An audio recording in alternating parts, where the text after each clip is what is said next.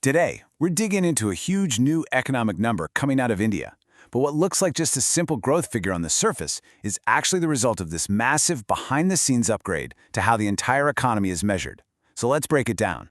So here it is. The headline number, 7.8%. That's India's GDP growth for the third quarter of its fiscal year. And look, by any standard, that is a really strong number, but it is nowhere near the most interesting part of the story. Because the really fascinating part isn't the number itself, but how it was calculated. You see, this is the very first piece of data that's been released under a completely new, totally revamped measurement system. Okay, so let's unpack that 7.8% figure. It covers the period from October to December of 2025, and in a world that's, facing a lot of economic uncertainty, for a major economy to post a number like this, well, it's definitely strong, and it for sure gets a lot of attention. So you're probably wondering, where did all this growth come from? Well, the big engines here were manufacturing, which just surged by an incredible 13.3%, and the finance and retail sector, which grew over 11%. Construction also stayed pretty solid, while agriculture, you can see, had a bit of a slowdown. All right, now let's get to the main event here, the story behind the data.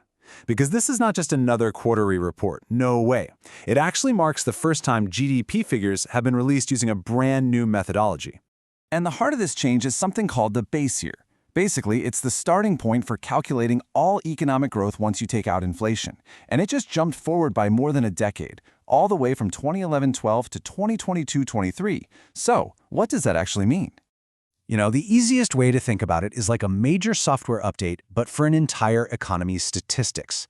I mean, think about it. Your old operating system from 2011 wouldn't have a clue how to recognize the apps and things we use today, right? Well, updating the base year is the exact same idea. It helps the system accurately see and measure the economy as it exists now. So, to get a little more formal, the GDP base year is the benchmark that all price changes and real growth are measured against.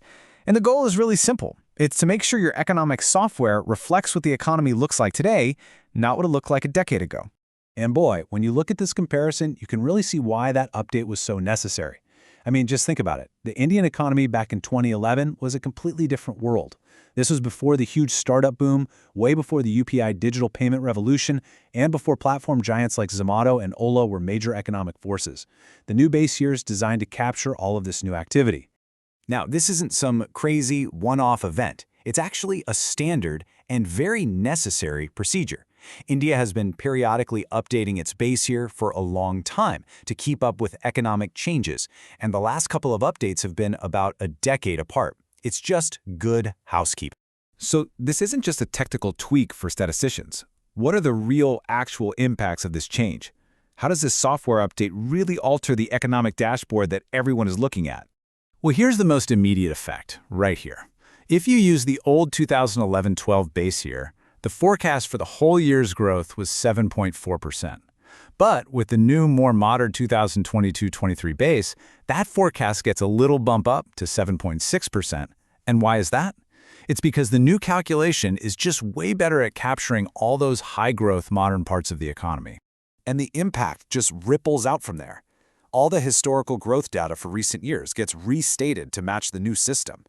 Really important financial health numbers, like a country's debt compared to the size of its economy, that gets recalculated. And maybe most importantly, it gives global investors and rating agencies a much clearer, more believable picture of the economy's health. And that brings us to the big takeaway. Why go through all this trouble? Well, it's because having an accurate, up-to-date picture of your economy is just absolutely crucial for a country's future. At the end of the day, this is all about two things: credibility and better governance. When the people making policy have accurate data, they can design much more effective policies. And when international investors trust that data, it boosts their confidence and helps bring in the money needed for future growth. It actually creates this amazing positive feedback loop. It starts with more accurate data, which then allows for smarter, more targeted policy decisions. And those effective policies, combined with that transparent data, lead to stronger global credibility and trust.